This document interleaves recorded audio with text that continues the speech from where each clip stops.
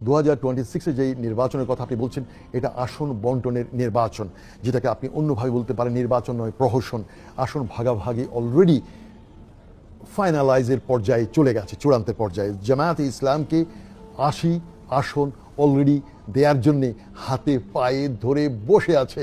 80 আসন, 80, যেটাকে ইংরেজিতে বলা 80 সিটস। আর চিলড্রেন পার্টি, যেটা ন্যাশনাল চিলড্রেন পার্টি, তাদেরকে 8টা সিট এখনো পর্যন্ত কনফার্ম করে রেখেছে। আর বিএনপিও চাইছে মেজরিটি তারা পাওয়ার নিতে। তবে আবার বলে রাখছি, যিনি ক্ষমতায় আসুন, জামায়াতে ইসলাম, তারা হবে ওয়াচ ডগ। এই ওয়াচ ডগ বলতে অনেকে হয়তো বুঝবে না যে ক্ষমতার পেছনে যে মুগুর যে হাতে থাকা, এই মুগুরধারী হবে জামায়াতে ইসলাম। সুতরাং যারা আসবে 2026-এ, এটা একটা মিক্সড কাইন্ড অফ, একটা মিক্সড একটা কিছু আসবে। আর আমি আগেও বলেছিলাম জামায়াতে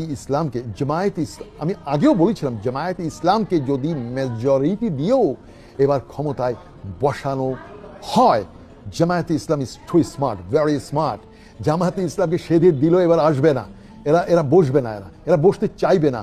বাট 2028-এ জামাতকে পায়ে ধরে সেধেই তাকে দিতে হবে।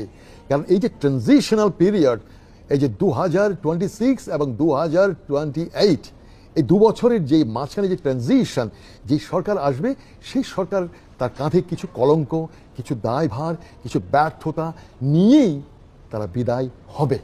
তারপর হবে আসল নির্বাচন। আর এই ট্রানজিশন পিরিয়ড গতবারও হয়েছে, সেই 1980-এ, আপনারা অনেকেই জানেন। 86 থেকে 88, আবার বিএনপির সময় একবার দেখেছেন 1996, তো 6 মাসের জন্য একবার এসেছিল। এইভাবে কিন্তু খণ্ড সময়ের জন্য কিন্তু অতীতেও বিভিন্ন দল ক্ষমতায় এসেছিল। আর আপনি জাতীয় পার্টির কথা বলছিলেন, জাতীয় হেজড়া পার্টি, সেই গোলাম, আমি বলবো এ হলো দাদাদের চাটুকার, নির্লজ্জ একটা বেহায়া। প্রেসিডেন্ট এরশাদের কিছু নৈতিকতা ছিল, যদিও বেশিরভাগ ছিল তার বিশ্ব বেহায়া। আর তার জিন্দা যে ভাইটা আছে, ও ছিল বিশ্ব বেহায়া।